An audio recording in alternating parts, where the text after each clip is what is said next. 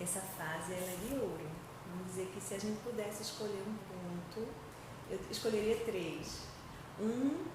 Ainda dentro da barriga, o bebê comendo líquido amniótico, que é o que ele ingere, e a mãe comendo bem. Porque aí essa mãe está passando para esse bebê bons sabores. Durante o aleitamento materno, que esse processo continua, porque o aleitamento materno também tem a questão dos sabores. Então, o que a mãe come, ele passa o sabor. Então, o leite humano, ele é um dos melhores educadores de paladar que existe, porque ele muda de gosto nas 24 horas. A criança vai sentir um gosto de fruta de manhã, um gosto diferente à noite. Então, essa criança que mama no peito, ela se torna mais tolerante para quando chegar ao 6º mês, a gente poder introduzir outros alimentos além do leite, que é como é preconizado. Quando essa alimentação se inicia, a gente vai ter que ter cuidado para 2 coisas. 3. O que a gente dá, óbvio, né? Que é o que mais a mãe pergunta para os médicos. Como a gente dá, ou seja, de que forma a gente vai oferecer, se é machucado, se é na colher, se é na mamadeira. E quando, em que situação dá, quanto dá também. Então, hoje a gente advoga a todos os pediatras que trabalham com alimentação infantil que a alimentação do 6º mês ela deve começar já para uma progressão com uma consistência mais pastosa sólida. No começo a criança vai machucar com a gengivinha, mas ela já é capaz de mastigar com a gengiva, porque o dentinho já está tapetando. Isso predispõe a criança a comer melhor, porque os estudos de neurociência, os estudos de evolução do desenvolvimento mostram que existem momentos que são janelas de oportunidade para você introduzir as coisas. E o 6º mês, o 7º mês, o 8º, nessa ordem, eles são meses que a criança está capaz de aceitar novos sabores, novas texturas, novas cores. Depois, com o tempo, ela vai perdendo essa capacidade de aceitação, porque é como se o cérebro dela fosse diminuindo essa facilidade de ser mais, que a gente chama plástico, móvel, aceitar novos sabores, né?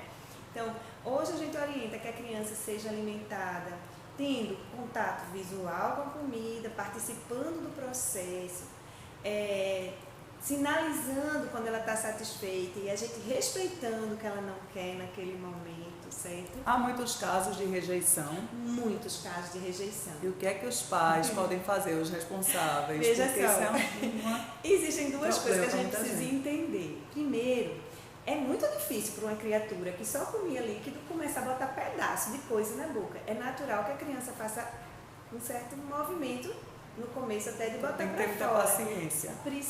É a palavra do mundo hoje, é paciência e tempo, né? Que é justamente.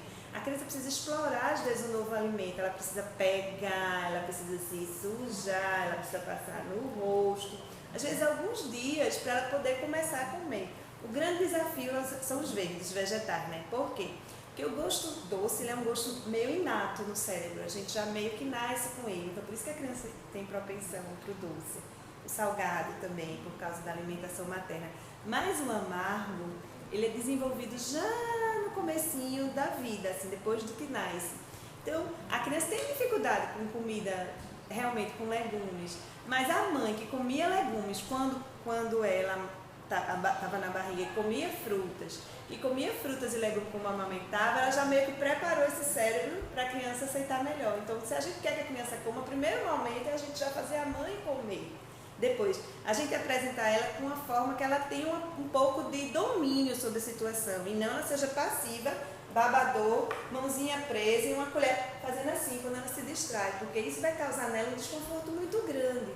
Então, se tem um caminho, o caminho da paciência e da exploração de sentidos e da própria mãe comer, né? Isso é o que pode ajudar.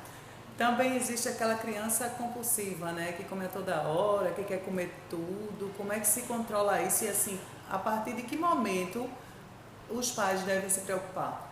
A gente tem que sempre se preocupar com o comportamento compulsivo de alimentação. É importante a gente entender que a compulsão é a dificuldade da criança sentir que chegou no ponto de saciedade. É como se o cérebro dela não reconhecesse a saciedade. E isso acontece também, às vezes, por uma questão até de predisposição genética. Tem pessoas que realmente têm alterações do sistema nervoso central que não permitem, mas isso é a raridade. A grande maioria dos casos, você não permitiu dar os inputs, os estímulos para que essa criança desenvolvesse o mecanismo de regulação de saciedade e fome, que também começa no leite humano, porque o leite humano, ela regula quando ela está de barriga cheia, ela solta o peito, ela pega no peito. Por isso, quem amamenta não pode ter horário, tem que ser realmente livre demanda, porque a criança ainda não tem isso organizado, ela está fazendo.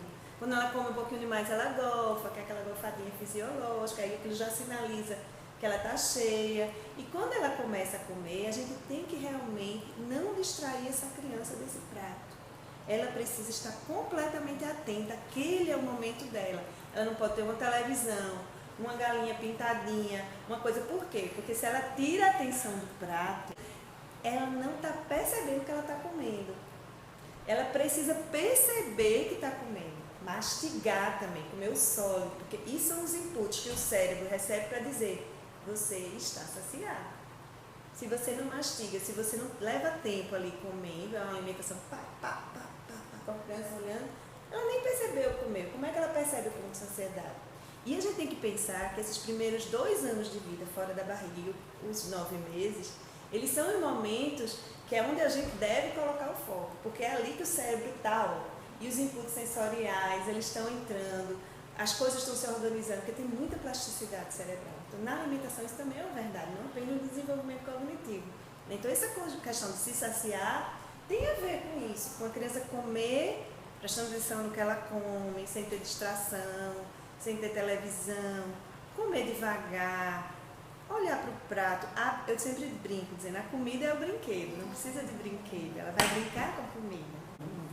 Em relação aos doces, o que é mais comum também é criança com compulsão por doce, né? É, porque doce é bom, né? A gente sente prazer com doce, mas é verdade, o sistema de prazer da gente, a gente aumenta, inclusive o carboidrato, ele aumenta os hormônios que dão prazer. A gente fica feliz mesmo quando come chocolate, somente se for um chocolate bom. Mas o que acontece? O que precisa essa criança desenvolver é não comer muito doce. Ou seja, comer o doce, a família limitar o excesso do consumo de doce. E hoje não é apenas o docinho de festinha. Os sucos é uma coisa que a gente está com muito olhar sobre isso, porque virou muito moda, que já que é saudável o suco, a criança toma suco demais. E aqueles sucos de caixinha, eles têm muito açúcar. Então ela está consumindo açúcar, então ela vai desviando o metabolismo dela para fazer sempre uma reservazinha de açúcar. E dispondo o paladar dela para só gostar daquilo, que já era o sabor inato dela, ou seja, ela não está adquirindo mais nenhum sabor. Então, como é que eu sugiro para as mães, já das criancinhas mais velhas? Das pequenininhas é não introduzir açúcar antes de 1 ano de vida, isso é da Sociedade Brasileira de Pediatria. E suco apenas 100 ml após o almoço e após o jantar. Nos outros intervalos, comer a fruta e beber água. Já diminui muito o excesso de açúcar, porque a frutose também é um açúcar, né? As crianças mais velhas que vão para as festinhas de aniversário, aí eu sugiro para as mães fazer o que a mamãe tem que fazer, dar afeto e dar limite.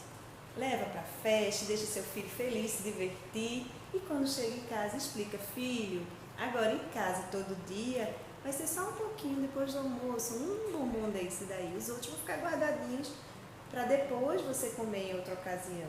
E você vai dialogando com seu filho, estabelecendo conexão positiva, monitorando ele de forma positiva, também no comportamento alimentar. Está ensinando, do jeito que você ensina o dever de casa, você ensina ele a comer. Hoje a gente sabe que 25% das crianças pequenas, né, menores do que 5 anos, elas têm dificuldades alimentares. A gente ainda não fala em transtorno nessa idade.